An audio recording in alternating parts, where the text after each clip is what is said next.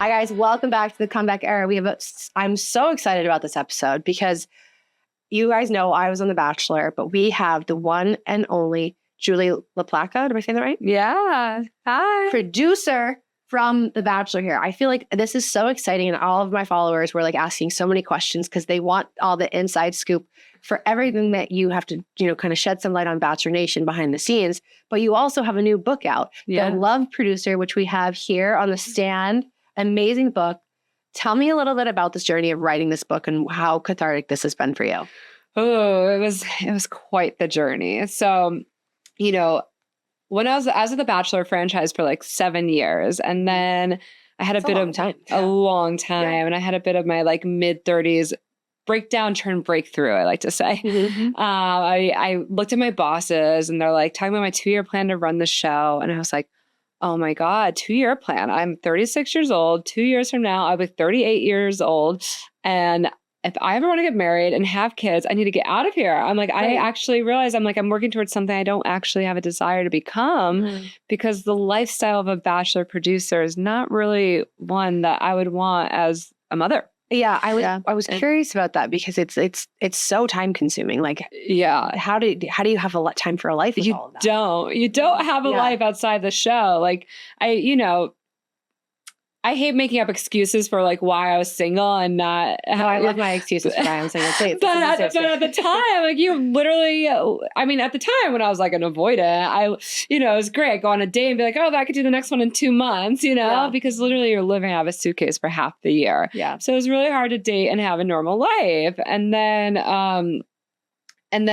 so I had this. Getting back to like how the process of the book, I had this mid-30s like meltdown and I quit the show like impulsively. I was just like, And so many people would like kill to be in your position. Right. It's like one of the best produced shows, cult following. Like, to leave that, it's a risk, but I don't know much about the Bachelor world. I love that about her. The dumbest questions, I feel like, because I'm like, well, what happened here? And what's this? And what's that? So I'll ask you some random questions that might be a little off the wall, but go for it. Having such a famous show and then deciding to leave that position, was it because of like what's happening in the book? Or is it because you were like, I just want a different life for myself? Yeah, kind of all of the above. Okay. There was this sort of slow build up inside. So yes. So first, like, the juice of the book, if you will, that everyone's talking about the most is that things became entangled with the Bachelor I was producing and myself. Right. Okay. Which then led to a lot of shame. I dealt with a lot of shame after that. And why? How so? It was like 2-tier. One, I was his producer. I mean, it was after filming, but still there was the complicated emotions from like feeling like I was a bad producer now, right? Right. Who didn't do my job well and crossed the line. And then on the other hand, when things didn't work out with him and like, a few days after we were together, he was with someone else, all those old wounds from past men who betrayed me just like came to the surface almost tenfold because it was, it had been in a bit of a public speculation and people asking. So then, then I get just like hidden shame for a while. And then this was when COVID hit, right? So this is right when COVID hit. And then suddenly I was forced to like slow down for a little bit. Yeah. And be quiet and actually just be in my own thoughts. And a producer is go, go, go, go, go, go, go. Yeah. To like all of a sudden do like my own inner reflection. And I was just dealing with all the emotions from that chaotic season and the layers, the really complicated layers. Right. It was a lot. It was. Are you guys filming again, are you filming like back to back to back seasons? Because obviously we see like, oh, it's going to air here, but it feels like there's a lot of space in between. But I guess you guys are just masterminding behind the scenes of your next person and your next lead. So can you answer 2 questions for me? How many leads did you solely operate, I guess? And how much are you filming actually, since you say you have to be on so much? Yeah. So when I first started the show, I was on the date team. So Okay. on that side, we were planning all the date concepts, scouting locations. Like if you were going to take a horseback ride to a waterfall, I take the horseback ride to the waterfall to kind of map out the beats of the date and like where they're going to land and have their picnic, you know, that kind of thing. Right. So we were doing all the activities ahead of time and also like negotiating trade out deals with hotels and tourism boards and things like that. Right. So for that, it was always like, there's always long-term prep and, you know, months ahead of time trying to get the next deal. So it's a different part of your brain because you're always thinking ahead. Right. And then I was starting to feel a little stuck there. And I always like get my, like, I think it was almost a 5-year itch. And I'm like, I want something new. And then they're like, and then on a whim, they're like, we want you to be with the lead producer with whoever the lead is. Usually it's someone from the cast side. So there's the cast producers who are like, you know, with the cast all the time. Usually it's someone from that side that becomes the lead, but they're like, So you've just gotten a huge promotion, right? Yeah. They're like, sounds like a dream job. You get this promotion, you get to travel to all these like amazing like Tahiti and all these things. And to leave that is crazy. Yeah, but there's like a whole other side to it, you know, because it's my body was starting to speak to me, right? So yeah, going back to the job, when I switched to the lead side, then it started with Hannah Brown was my first time with the lead. Okay. So basically we're together all the time. You know, I'm doing all of her interviews, being the other producer and guiding her on her entire journey. And so prepping her for her dates and all the in between. And I was excited for the change, but it was that like, you literally don't sleep at all. Like not at all, you know? Really? Yeah. You think maybe it would be like a little bit, I mean, I guess I was thinking not from date coordinator, but from like a cast, you know, like all the contestant, you know, producer, but the lead, I think I would have thought there would have been a little bit more downtime because there's only one person, but I guess they're always on. No, because they're the person that's always on camera. Yeah. So what was your experience with Hannah like? Yeah, I mentioned in the book, you know, we had a bit of a love-hate relationship, I say. Really? And no fault of her own. Right. Like I can't imagine being on that side and the intense pressure and then like, you know, making out with all these guys and getting your heart broken one day and then the next day having to put on a smile and be, you know, it's a lot. It's a lot. But yeah, we had a bit of love-hate, which was really hard for me because for me, going to that side of things on the date side, like, I don't know. I don't see myself as a mastermind. Here's my plan. I was like, I'm a girl's girl. Yes. I'm excited to just like be with her on her journey and talk about boys. And yeah, it was tough. It was tough. It was hard. Yeah. But we, you know, after that, we both grew from it, I think, and learned a lot about ourselves through it. And I actually mentioned in the book how I really feel like Hannah in many ways was like a mirror for me of like my younger self as I reflected on my journey later, like where she allowed herself to be like raw and messy and get angry. And for me, I've always been this people pleaser and I kind of just hold things in. And I really admire that she just fully unleashed her true authentic self. And so I now see like, there's a lot of my like younger self and like, and different things that I reflected on once I went on my own healing journey. Did you get to know Peter at all through Hannah and on Hannah's season? Yeah, not like, I mean, I'd be there on all their dates. So yes. So weird. Yeah. And I know, it's so funny that the whole like little almost, I've always said this and not just for the sake of this specific conversation, it's this incestuous little world, the Bachelor Nation. It's this like little bachelor bubble of people. Yeah. But I know a lot of people are really curious about the backside of being a producer. So like, for me, like my experience was like, it was wild to go in as someone who was, a fan of the show, as you get to be on the show and watching the way, because if everyone loves to go, oh, it's scripted. And I was like, it's not, but it's guided. Can you talk about like what that experience for you is like having it being guided? Yeah, I would say it's not scripted, as you said. It's not, but it's a social experiment, right? It's a reality TV show, and you are in a bubble. So you are in, all your outside distractions are taken away, your cell phones, your job. So that experience of having it, all of your lifelines essentially kind of taken away, like, what do you think that does to the contestants? I think for some people, it probably is actually super freeing and healing. But you probably know better than me. Well, I'm just curious, like you're like if there's like what the reasoning behind doing that is from a producer standpoint. Yeah. Well, okay. So you're in this bubble. Right. So you're sitting there talking about this one person, that this bachelor, this bachelorette that ideally is like this dream man or dream woman. Mhm. And you're spending hours in the interview chair talking about them and talking about your feelings and your emotions and your love, you know, what you desire. And then when you're on a date with them, you're doing something extravagant and there's like oxytocin being released.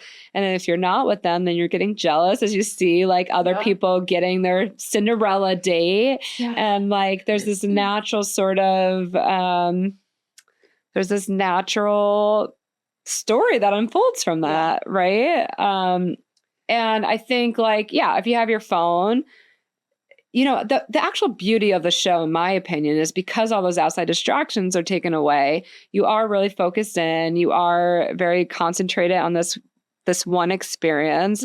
And it allows you to do a lot of like more inner reflection too, right? Mm-hmm. Yeah. Would you say? I mean, I loved not having a phone. Yeah. But there is an element of it from, I love psychology. Like, Yeah. I'm fascinated by it. Yeah. And from getting to like be in all of it, right? Like, and you're getting to be immersed in the experience and looking at it through the lens of the way in which producers, you know, kind of produce a show, the elements of not having your phone and not having any connection to the outside world and all of these things, like it kind of creates, so there's like this like love bubble that we're all in, right? So like I remember trying to date after being on the show, like I'll be the first to admit I was a stage 5 clinger because I just came off The Bachelor. Yeah. And so I like am on a date with a guy and I'm like, when you meet my parents and when then da-da-da. And you're like, oh, like, gosh, you're yeah. like happily ever after, right? You're like, what do you mean? gonna give me the rose? We're not going to be, no, not even the rose. Like, what do you mean we're not going to be engaged in 8 Oh, weeks? it's Like, you know what I mean? Like, Yeah. you're like, that kind Where's of, the helicopter? it's the Right. whole, but it's this weird kind of thing where you're like, that's not reality. Like reality TV is not reality. And so like there's this whole like little bubble that I feel like you go into.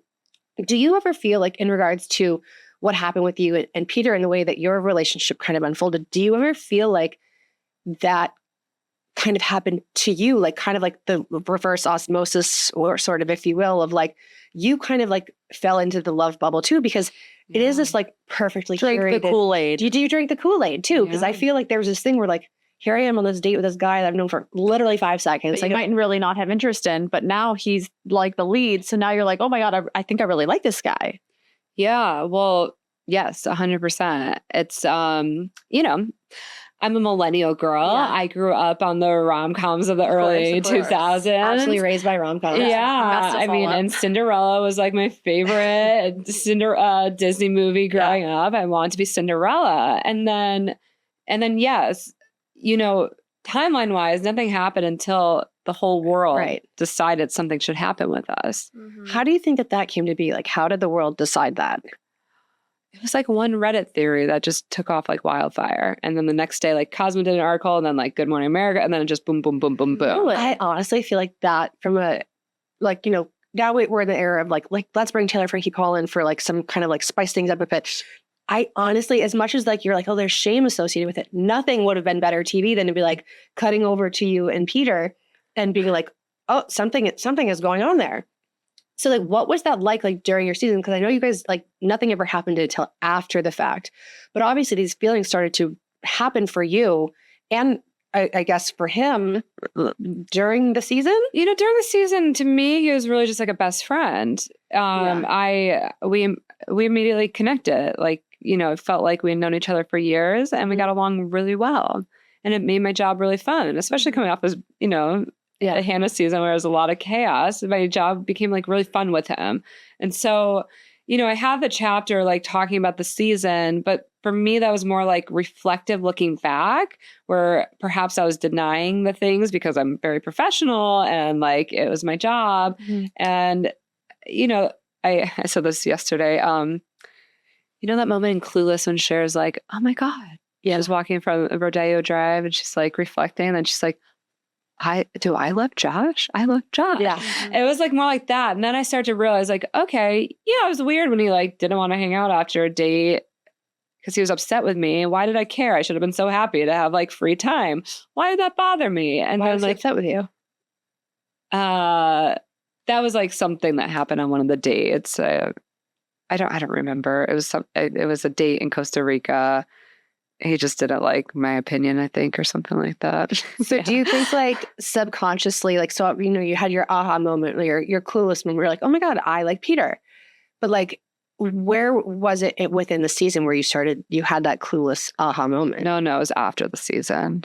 It was after. Do you think like looking back, like there were moments that subconsciously you were Well, feeling that there was before like, it was planted in my head in Costa Rica when he got his head scraped. Do you remember that the golf cart incident and the glass and we had to like take him to the ER and it was like super traumatic. There was blood and glass everywhere. And then like I panicked, thought I ruined the season, whatever. And then I went to like the bar after to see my EPs and I was crying to them. And then they said, Julie, our biggest fear going into this season was that Peter would fall in love with you. And I was like, oh. And then I made a joke. I was like, well, what if I fell in love with him? Like joking. Yeah. And then he goes, oh, well, you're not dumb enough to do that. And then like that line kept sticking with me. Yeah. And I was like, I'm like, why? What does that mean? And for me, I've always dated these sort of like complex LA guys, that are like weird and artsy and, or, I don't know, just like Hollywood players kind of guy. Yeah.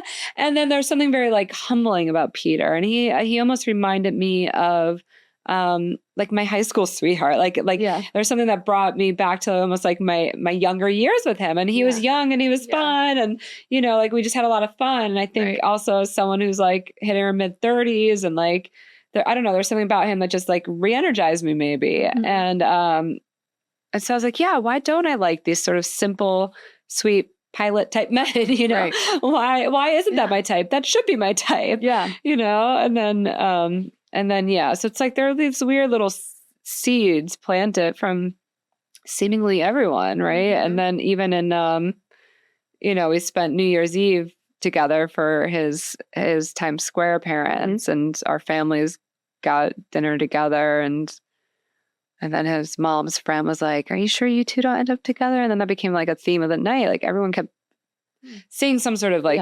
connection. So again, we were just friends. Like we were just friends. Yeah. But then you hear that saying, like, don't you want to marry your best friend? Right. Yeah. And maybe sometimes the best relationships start as friendships. So then when the rumors came out and I started reflecting back, it's like, oh. And then I had a meeting about becoming the Bachelorette after that. Yeah, I'm fascinated by this. So what happened in that meeting? It was with the creator of the show, Mike Fleiss and Rob Mills. And they're like, this is the Cinderella story, the girl behind the camera. And I'm like, yes, I'm like, put me in, boss. Yes. I'm like, my Cinderella dreams come true. And again, that bubble, right? You all of a sudden, you're like, oh my God, it really is. I literally picked boogers out of their nose and food out of their teeth. Yeah. Like, it's just my Cinderella story. Yeah. And like, as a storyteller, I'm like, this is a great story. Right. Let's make it happen. Yeah. And then the meeting went really well. And then ultimately they decided, as a producer, I know too much and no one would believe it, is what they said to me. And then I cried and I'm like, you're wrong. I'm going to be single forever. I was all meltdown. And then I was like so embarrassed that they saw me cry. That was really hard though. To have that moment where, you are like, oh, I'm finally getting like my Cinderella story, my big moment. Like, because I imagine it's probably pretty lonely being your producer, like building everyone else's dreams of like their love stories. And granted, some of them are a dumpster fire, but some of them, they do work out. Like, you know what I mean? Like I'm good friends with Adam and Raven and like, watching them as like a family, like is such a beautiful thing. Like, and like, so like people really do meet their person through this experience. So what is that like? Like, did it get lonely? Like, did it get hard to like watch everybody else kind of fall in love and have their moment and you just, kind of were the girl behind the camera? Like, what was that? Go back to your hotel room alone. And it's amazing to go and have a water bungalow in the Maldives. Yeah. But yeah, it'd be really nice. But then you also probably have to snap yourself like, this isn't reality. This isn't reality. But then, like you said, I will say I've always been the hopeless romantic. Right. I'm like, it's really beautiful when you see the love stories form. And even if the bubble pops afterwards, even if they, they don't end up working out because they live in different cities or, whatever, all these outside things influence them. I do think the journey is often worth it because they learn a lot about themselves. They fall, they have these feelings. And to me, every relationship, every heartbreak is just there to help us, help us on Level our to own. a different chapter of our life. Yeah. Was there ever resentment that you had towards, the people you're helping? Like, did you ever be like, why not me? Like, what was that like? Yeah, it's hard. And that's when, like, after I left the show, it's like, oh my gosh, I've been the supporting character for everyone else's lives. Right. And Like the 27 dresses or something. Yeah, it was totally 27 dresses vibes. And, or as they say in the holiday, like, you deserve to be need to be the leading lady. You're the supporting character energy. You need to be the leading lady. And it's like, what is it going to take for me to do that? I've always wanted to help everyone else. But I wouldn't say resentment, but maybe a little envy. Sure. Especially like after almost becoming the Bachelor and then having to produce 2 Bachelorettes. Oh, after yeah. that, Do you feel like if you could answer the question wholeheartedly, do the producers genuinely want the couples to find love, or do they really just want to make good TV? Great question. Yeah, I think like, to me, we're all rooting for like a happy ending. Right. Of course. But it's like, again, outsider, it's like the most dramatic season or something. It's like, obviously they want viewers, they want advertising, they want of course. all the things that come with it. Bachelor is one of the best producing shows, with such a cult following. It's like, you have to, once you remain at the top, you have to now maintain that, right? So it's like, you can't keep getting more dramatic or it's going to blow up. But like, it's the viewers obviously want real love, right? I think they all want real love, but they also want the drama. They want the, sadly, that whole thing. So it's like, I do wonder, like, do the producers are actually thinking, okay, we're going in this with the intention of, okay, these 30 men or women, we're going to go scout them very thoroughly to make sure that this is the right person for this lead because we do want it to work, But then if it wasn't and it was more of a toxic situation, it does make for better TV, Yeah. I mean, it's a little bit of both, right? Of course, we're in show business. It's a business and we're creating a TV show and have, as you said, advertisers. Yeah. And we need to have, interesting story points and drama and all of that and love and romance. Right. But I think like as humans, we're with them all the time. And of course we'd love to see a happy ending, we are rooting for that. I mean, at least I am, you know? Yeah. And I think most producers are. Again, we're I mean, you'd hope so. Yeah. That, like, this is a show based on love and you want to find love or have that happy ending. And I always think that was always to me the beauty of the Bachelor franchise. I kind of had that romantic sort of bubble fairy tale element where, then there's the shows like Love Island and stuff that are more just like the chaos. Yeah. It is. I was just thinking about that because like Love Island is no one's talking about like a ring or anything like that. Like Bachelor is for like the hopeless romantic. Yeah. It's like an all-American show. Yeah. That's how it feels. Which I would say that is probably maybe why the ratings have gone down the past few years because there has been a shift, right? There's been a shift. And even the people that come on, like, because it seems like again, from an outside perspective, it's like the intentions aren't really there. Where it's like and I haven't seen that many seasons. I've watched a few seasons, but like I look back in the olden days and it seems like people are really there for like, it seems just so much more genuine. Yeah. And it doesn't I think Instagram scripted. wasn't a thing. Yeah. Like, you know what I mean? Now it's like everyone was has there. Yes. I think the influencer era definitely affected Like the just way here that for things fame, go but down. the intentions are. Yeah. But I will say that this, like, even when you're in it though, like even like all that aside, like who's there for the right reasons, the wrong reasons, there is this element to it where you kind of almost feel brainwashed into being there for the right reason, right? Like, you know what I mean? Like you're like, oh no, we are going to be in love and we are going to make this work and we are going to all the things. And so like, but I think it's like getting back to wants to be chosen at the end of it. So that's what we had Amanda Stanton on yesterday. And she's like, well, there was a competitive element to it. Yeah, it's like, there is like, I want to win. And it's like, funny when you call it like winning and, contestants, like these are all, it's a game. Yeah. Like, so getting back to your story, and I know everyone's so fascinated by, this whole thing with, Peter and, shedding light on that. but kind of like you, and going back to your book also, like in this journey to finding yourself and making this book and kind of stepping into your role, like stepping out of the shadows of being the supporting role and like, the best friend, the sister, the girl behind the camera and the shadows, like you're stepping into your leading lady role. So like dive into what this has meant for you, like in this kind of like your comeback arc of like, let me find this thing for myself. Yeah.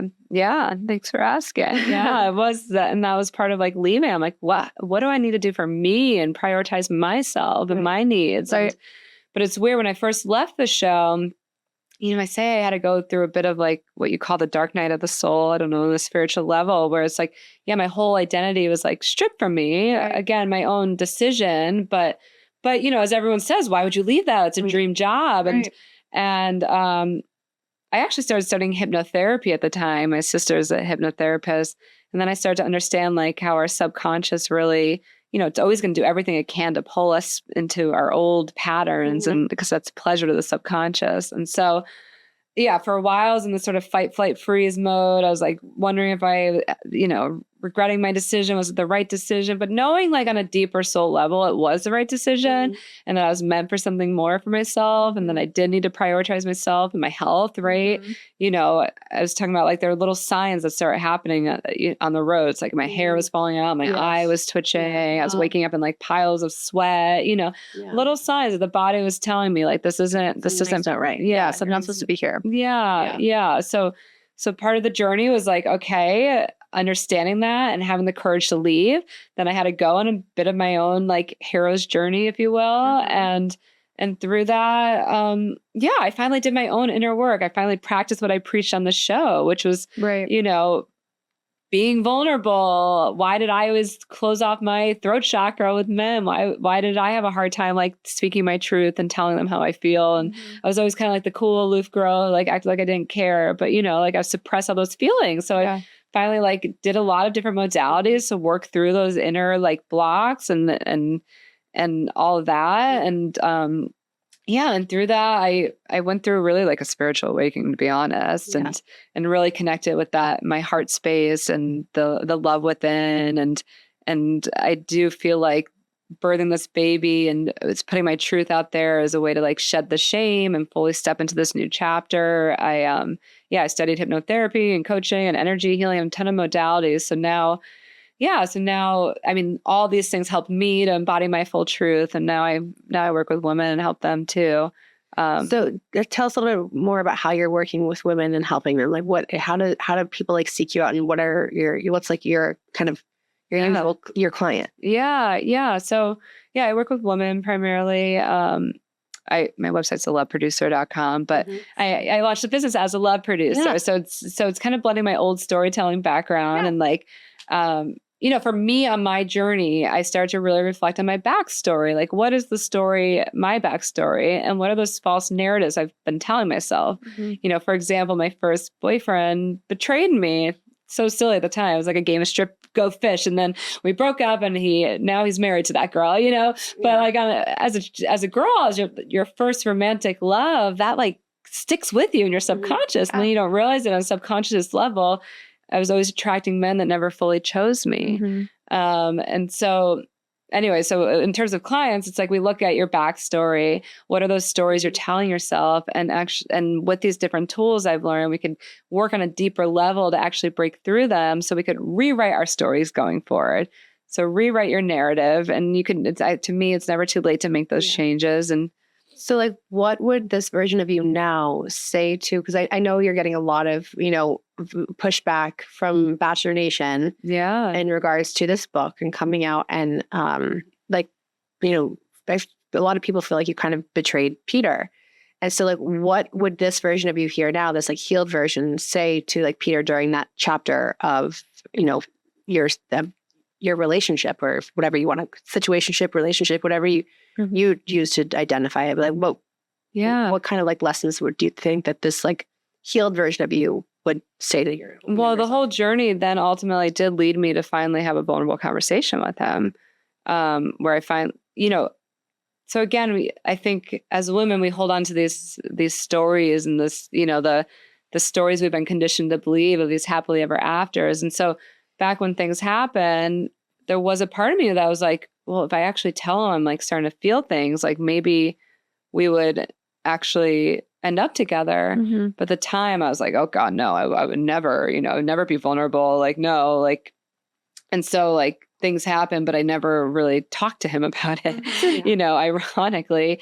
And then there was sort of all these, a thread of moments after the show and reunions where I kept holding on to that story. I think because I'd been such this idealized image of this, us.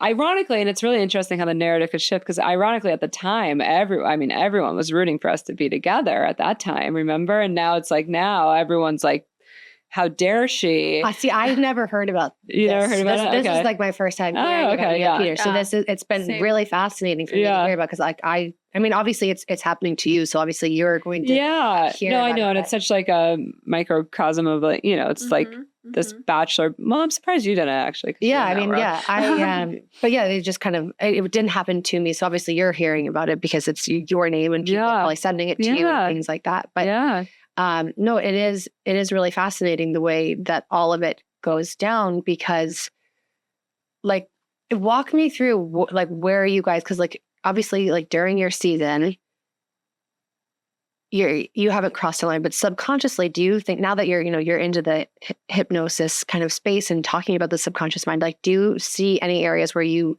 kind of crossed a line during like that season before, like, you had kind of really had this realization for yourself about your feelings for him? I don't think I crossed the line, no, but it's tricky because our jobs are complicated. Right. Our job is to get really close with them. That's our job. Yeah. Our job is to have a glass of wine with them. Do you go to like producer school or something? Like how do you even get to that? Like I'm like, are the producers just like having their little like meeting every like once a week of like, okay, looks like this is the trajectory of this story. Let's get them to do this. Or I don't know, like how do we even get there? Is there a training of some sort that you go through to kind of allow those to learn how to get close to and have these people, contestants, leads, etc., like to lower their walls to like let you in? Because the psychology behind it, when you kind of zoom out a little bit, and having gone through the experience myself, the psychology behind it, you kind of have to wear them down a little bit in a way, like make them feel safe. And like I think like from my experience, it's like having a producer come to my hometown and meet my family and have dinner with my family before the whole show has even started. And then, you have those late nights and you're exhausted and you're sharing a glass of wine together. Like, do you ever feel like, did they like kind of teach you on how to do that? Like on how to kind of get the contestants to be more vulnerable and to like let their guards down with you? No, not really. There wasn't like a teaching. I think it's more like witnessing it, when I started and was witnessing it with my bosses, like a mentor or someone, which is just the executives and just seeing and being in that environment and seeing the others. And I think, when I switched to being with the lead, they're like, we just like that you are kind of silly and weird and we just want you to be like yourself with them and embrace that. Do you think you were being trained? By the Yeah, it's interesting that you say that. And there's been actually even just in the past couple of months. So I'm assuming that the people at the top, are they like, okay, we are trying to produce these producers to make the show better. So it's like everybody's, who's the puppet master, That's what I'm getting at. Like I like, because like I'm glad you guys see that. Yeah. Like, do you feel that you were being like puppeteered? Like, do you, is there someone pulling on the strings for you there? Because like, I know a lot of people are quick to jump at you and, I know a lot of people are kind of like upset with you for the way things have unfolded, but what is your truth in this situation, Yeah, I think I've since realized like I'm an empath and I'm a highly sensitive person. And so for me, when I worked with the leads, like there was no separation, like everything that was happening to them was happening to me too.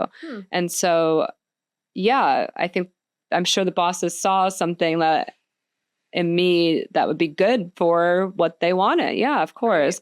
What do you mean? What do they want? What do you think they wanted?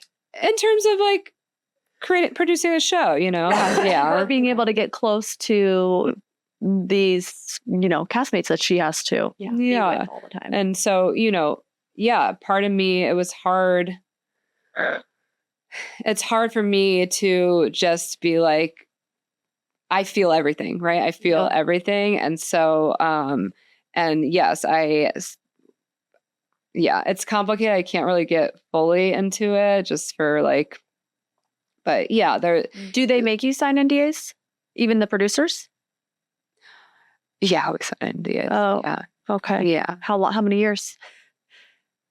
I mean, it's indefinitely. Yeah. Really? But yeah, I just Not can't like, touch on. I can't touch on all the legal stuff right now. But yeah, right. I will.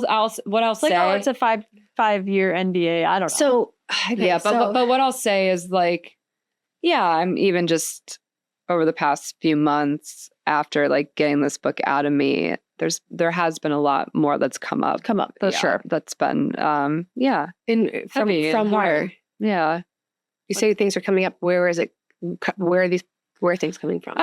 I'm just one to always reflect, be half glass full, and everything was great and everything is butterflies, and then there's the whole other, there's the other side. Yeah, and it's so because it's so fascinating because when you're in it, right? Like, and the thing is, like, there's also, and I'm like, sure, okay. No, you're fine. Okay. So when you're in it, right? Like, it's the love is being produced. And so you're also like, you're very much in this as well. And, are you also being more produced than you realize? And also like, you're so close to the flame of all of it that like, you just kind of can't help but like catch on fire a little bit. So like, I know that Peter had a hard time with some things with like, how do I want to word this? So like, because it's the drinking of the Kool-Aid, right? Like it's there's this moment where you kind of like, do you think that you actually like, because you called Peter your soulmate and you say you were like, you love him or loved him. And so how do you think that you really did feel that way? Or do you think that it was part of like the love bubble, the Kool-Aid, you just got close to the flame of this like produced love story? Yes. Yeah. I think it's a little bit of both, to be honest. Yeah. I don't doubt that my feelings were like totally fake. Mm-hmm. I think they were valid. I do think there was a reason like our souls were brought together. Mm-hmm. I do believe that. I actually think I'm super grateful now for how it unfolded because he was really the catalyst for me to like finally leave and embark on this deeper healing journey. And so I'm grateful for that. But yes, of course, there's this, Or you're getting so caught up in this story because you sound like you are a storyteller. You're like, I'm getting to write my story. This would be a great story. So you're kind of it sounds like you're maybe even falling in love with the idea of falling in love for the story. Yes. And that's making you kind of vulnerable, right? Yeah. And then even wanting to make my bosses happy. It's like, well, they would actually really like this ending. Do they give you like a bonus for things like that? Or like, I don't know. Like, no like, bonuses. You're going to get a raise. Flat rate, no overtime. I don't know how it's legal. I don't know. They're like, oh yeah, she got this to happen. All right, there's an extra. Here's a Christmas bonus. I don't know. Oh, yeah. I think I was also like emotionally really drained from the job and what I had to do. And because I actually cared about this person, it really affected me. Right. So it's funny because as my perspective obviously is, I experience this. And so from somebody who enjoys psychology, like it's fascinating to experience. So like, if you look at the like, kind of like the prisoner of war tactics, right? And coercive control, like, I'm not going to lie, they align a lot with like the experience of being on the show. And from my experience, it's like, the producers, like they isolate you. You're in basically like solitary confinement for a week. Like they've broken you down where you are alone in a hotel room. And the only human connection that you're having is with a producer. Yeah. And then you don't have your phone, so you can't contact your family. You don't have your usual support system of people who know you, who you can contact, all of these things. And so then there's like the element of the reward system and the roses and the being chosen. And there's kind of this whole like kind of crazy environment. When you look at it, you're like, this like is emotional. It's almost like an emotional attack to break you down. So you're vulnerable, you're easily manipulated, and it kind of allows you to be a little bit more malleable for the show, for TV. And so I think for me, like I've kind of like looked at the producers like, haha, I'm on to all of you. But sitting here with you now, there's also a piece where like I feel like it happened to you too. And I didn't really think about it like that, but kind of having empathy for the fact that you're exhausted. You can't date. Like the only people that you're exposed to are the people who are in like the crew. So how do you not fall in And love? so how do you like, you know what I mean? Like I was you're sitting there having like really intermittent conversations. We spent almost every day together for 9 months. And, and we also, got if you along fall really in- well. You're thinking that you're falling in love. You have this story, but then you're sitting there watching this person fall in love with other people. So it also creates this element for you as well, where because like I was thinking about it from like a contestant point of view of like there is that like as Amanda Stanton called it like winning, right? And there's the competitive piece of it.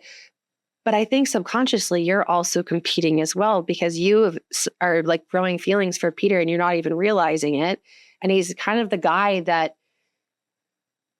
like, I don't know, he's the best friend that you're like, why wouldn't I want to date this guy? All And so, these girls want him, so I must want him too. yeah.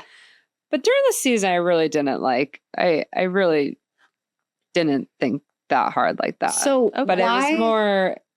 Sorry, go ahead. Yeah, but you talk about you drink the Kool-Aid. It was more when it like started to be. Yeah, but sure, during the season there were seeds planted. Like what my boss said, and then Peter rooting for me to be the next Bachelorette, like trying to, and then in New Year's it was coming from like all these different angles, and then his Barb was praying for us to be together, and then. There was all these. How did it feel to have this guy that you loved and was one of your soulmates? How did it feel to have him rooting for you to be the Bachelorette? Well, at the time I loved it because again, we were best friends. It was like more like we were very close friends. To me, that's what it was. But your job is to become a friend with them. I know, but to me, like it's. I think maybe just in the essence of who I am, I'm like. It's interesting because. The next Bachelor I produced was Matt James. And the thing that like triggered me the most, and then I like left the next day, was when Matt's like, we don't need to be friends after this.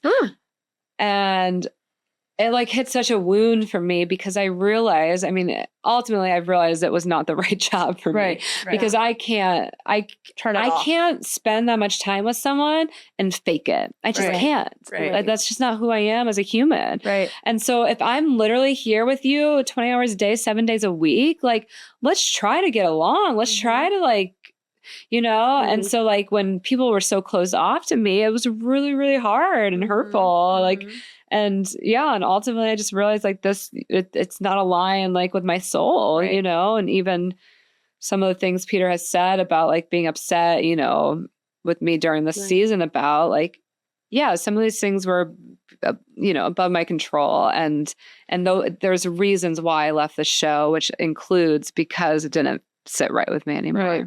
Yeah. So why, you're saying things are above your control. So why did you lie about Hannah Ann, like having second thoughts or her holding back on the proposal day? I can't talk about those kind of things. Yeah. Okay. Yeah. Because Peter sent me some stuff to read to you and to ask you, and he'd like be, yeah. And so I think for me, my question is, before we get into Peter's stuff, is you've described him as one of the great loves of your life, like, and you even like have gone so far as to call him a soulmate, right? He's one of your soulmates. Yeah, in my opinion, I think we have multiple soulmates in this I agree with that. I think the soulmates are people who come into your life. Yeah, we have different soul contracts with certain people. Yeah. I totally agree with that. But if that is true, help me understand something. Like, if he is your soulmate, why, or one of your soulmates, why publish a story that he's explicitly asked you not to publish? Because, I'll explain that. So for years, I sat in shame, and I was actually hiding From behind what? from everything that happened. Okay. It's ultimately what led me to like leaving the show. It's ultimately what led me on this dark night of the soul journey. And during that time, I was working on a fictional story. As a Cinderella story, that happy ending. I actually developed it. It almost became a movie. Got great feedback. So like, you know, you talk about still being in that bubble Kool-Aid world. Yeah. It's like all of a sudden, like, I mean, I had one executive say this is better than how to lose a guy in 10 days. And so I was like, oh my God, we need to work on this. And then my friend who, you know, was going to write it with me got booked up. So I started working on the script, and I was like, I think a book would be easier. So I started working on the book version. So I was like actually writing this sort of like fictional happy ending while still wondering if maybe we would end up together down the line, and starting to still like You and Peter. yeah like yeah and there are these sort of moments that happened, and then simultaneously I was pulled down this spiritual healing journey, and I kept getting intuitive guidance and messages and downloads in my meditation that it was really important for me to share my truth. That like for my next chapter of my life, for my healing, that sharing my truth is what I need to do. And I resisted it literally for 6 years, all because I didn't want to hurt Peter's feelings. Right. But this is my truth. This is not about Peter. This is my truth and my story. I don't think anyone should be silenced from sharing their story. Absolutely, yeah. So, but why name him at all? Because it was a public event. I can't change. I can't change his name. It was a public thing, and maybe like, sure, that was one thing that went away for him. But every first date I go on, people ask me about this. I started every first date with a lie, and again, I could truly heal. You had to be able to release that season of your life. Yes. Yeah. Yes. Yeah. Shame. When you are able to speak shame out loud, it frees you. For sure. I was lying to therapists. I wouldn't even bring it up in therapy because I had a fear that somehow they would know someone and tell them. Like I was like in not a good state. Yeah. There was so much fear around anyone finding out. I thought I had a scarlet letter on my back. And I get it. Because, hold on, wait. So you thought I felt like I had a just scarlet simply because you dated Peter after your season had aired? Yeah. Yeah. I mean, I feel like if there wasn't a line that was crossed, like, I mean, I know, you know, Nick Viall has, have you read what Nick Viall came out on Substack and he was writing about? I didn't read the whole thing. I just saw the little The gist of it. But so like, you know, if you didn't manipulate the situation, why is there shame to be felt around it? If, you know, two consenting adults after the season had already aired, like if there wasn't a line crossed, why feel shame? Because of old triggers from past men and the rejection. And because I feared my employees not looking at me a different way. Did the producers never like hook up with leads or anything? Or not? I won't say leads, but contestants. Like, I mean, again, like you guys are in these things. You hear like little things like, oh, everybody's hooking up with everybody. Yeah, I know. It's It's definitely like happened. Okay. So you shouldn't feel shame about that because it's like, it's not like you're the first one doing it. You know, you're not inventing the wheel. Yeah, but you know, I think there's just like, as someone who's grown up like a certain way. Yeah. Yeah. Yeah. That's unfortunate for you. Yeah. So speaking of, you know, talking about your truth and finding your truth and having this moment where, you know, and we're huge proponents of like speaking truth. For sure. Like we've both been through hell and back and shit and back, and Kayla's divorce is a dumpster you should fire. be able to speak your truth entirely. Yeah, So that like, you can move on. I had to tell him even when we had the conversation. I mean, it hit such a big wound because it was just, but it was also so freeing because, oh my God, I spent so many years not living and embodying what I'm like doing going forward because I'm scared of upsetting one person. Right. I'm sorry. Like, this is my story. He should tell his story. That's wonderful. Everyone deserves to tell their story, and they shouldn't be silenced from telling their story. And it shouldn't be controlling your life. Yeah, I agree. So was there ever a version where you told the story without naming him? Yeah, it was a fictional version I was working on. But I mean, like in your book, like because you could have just left it like ambiguous and just like let the people Like, fill in the two and blanks, two like together. they know. Like, was that ever an option for you to like leave his name out of it? I don't. Again, this was in the fictional version, Yeah, but in right. the real version, it's the real story. It was very public. There's not a version that you can't, because he, again and again, I'm grateful for the experience because it was the catalyst for me to go on a deep healing journey, for me to go through a spiritual awakening. Yeah. And so, Yeah, you're thanking there him. wasn't really a way to avoid it. I did it in a very kind way. He doesn't feel that way. Okay. And he hasn't read the book. So, I mean, that's another thing. There's all these men trying to silence me right now. Yeah. Who haven't even read my story and seen my heart. And all of it is from the heart. I'm sorry if they don't like it.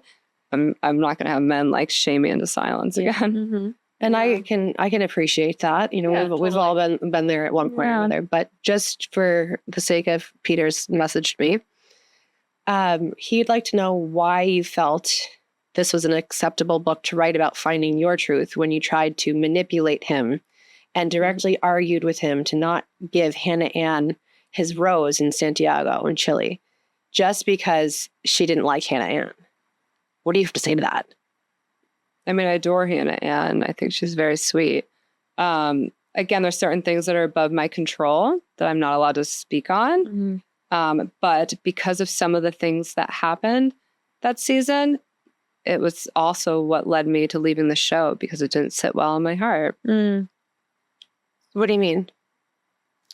I'm a very honest, kind person, and it's really the job I had to do as a producer is not a job that's aligned with my truth. And so part of leaving, part of everything that happened that season, all of the chaos and the mixed emotions and actually caring about this human led me to like multiple meltdowns, led me to leave the show, led me to go through a dark night of the soul where I had to shed all this shame, all this stuff that had happened, and like finally connect with my heart and the unconditional love within and be in like a beautiful place. So it's really interesting because it's bringing up all these old wounds and things, and that job didn't align with who I was. You didn't feel like I feel like your intention, like you're saying, like I didn't intentionally want to manipulate these casts, but it was my job, and like it probably felt like this isn't what I want to do, and this isn't the life that I want to live. So I sense that's what you're getting at. Like you feel like I have to leave this because this doesn't feel good to me. Yeah, I sense that. Yeah, and I think that that's a really good perspective for Peter to hear and Nick Lyle to hear and Tyler Cameron to hear, because he made his little Netflix documentary TikTok kind of post about, which all these men who haven't read my story and haven't heard my heart, and I'm trying to like just pass judgment. But to me, and actually the ultimate message of my book is this idea that we could all be producers of love. Right. And how does that happen? It's not easy. We're so quick to pass judgment and to judge someone and criticize them without even like being curious and trying to understand their heart and ask those questions. Yeah.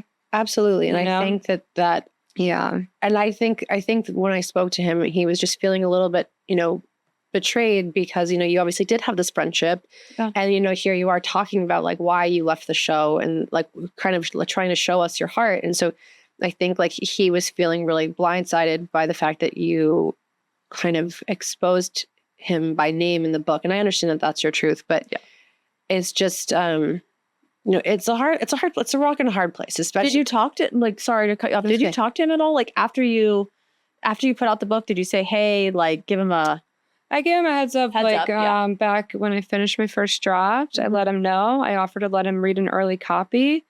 What did he say? Instead, he panicked and threatened to sue me and blocked me. And we gave him the lawyer's information. They never heard from him. I reached out in January when we were doing final edits. How did that feel? And he never responded to me. So he had an opportunity to read it and he chose not to. And he's coming from a place of fear, rightfully so. But what I would say is like, if you could shift that perspective and come from a place of like love and try to understand, like, what do you think he's so afraid of? Yeah. Well, that's where like, again, it hit a really big wound for me. Cause like, I'm sorry you were on a dating show. Right. You hooked up with a bunch of women. You fucked I in was the part of windmill. that How many story. times? And like I'm a little tired of men just wanting to hide me. Like I'm so sorry if you're so ashamed of having had something with me. Right. Yeah. But again, like this isn't about Peter. Right. He's a supporting character in my journey. Mhm. Again, I'm really grateful for him. But the journey was my healing journey to finding the love within, and he really was a catalyst for that. So there was no like, there's no. This was the journey I was meant to be. This was very divinely guided. Yeah. I know people won't understand that who are in their fear and ego mode, Mhm. but this was all very divinely guided, and I was ignoring all of that for a long time, and I just couldn't ignore it anymore. And I'm really glad I didn't ignore it. Again, fiction version probably would have been more commercially successful. Right. And I actually had better offers for the fictional version. But on Chris is saying you won't still release it. I think you should. maybe we will. But on when you're on a spiritual journey, your soul is going to guide you to what's best for you to evolve to your highest self not and your always highest easy. truth. Mhm. And it's important for the work I do now that I shared my backstory, and the show and these men were part of my backstory. And so there's more message. I haven't read the whole. I only read the first part of I it. was not ready for that. But I do think hearing your side of things and having, I talked to Peter for a little bit this morning. And then I have this message from him here. But I do think, it's nice to hear like your side of things in your heart. And like, obviously he is upset that he was named when, he asked to, leave him out. But, if not for being a public figure, but I do think like I think you guys could benefit from a conversation, and I think he might benefit from reading the book. I think like, to kind of kumbaya a bit, if you will. Do you know what I mean? I'd be happy to have a conversation with him. I mean, to Because fully have he- like I would- understanding. Yeah, and I would be happy to. And I think having that understanding of like, you left the show because he was very upset talking about why did she lie to me? He goes, why did she lie to me at the end of the proposal instead of letting that be a potentially beautiful day for me? Instead, for a reaction, she told me Hannah Ann was having second thoughts and thinking of not showing up. I find this book to be very hypocritical for the message it's trying to convey, but with the actions that were taken. Lastly, why did she laugh in my face while on the phone as I was pleading for her to keep what happened between us private? She knows I have the phone call recorded, so happy to send it over to her if she wants. Thank you for tuning in to part 1. We haven't even scratched the surface, so stay tuned for part 2.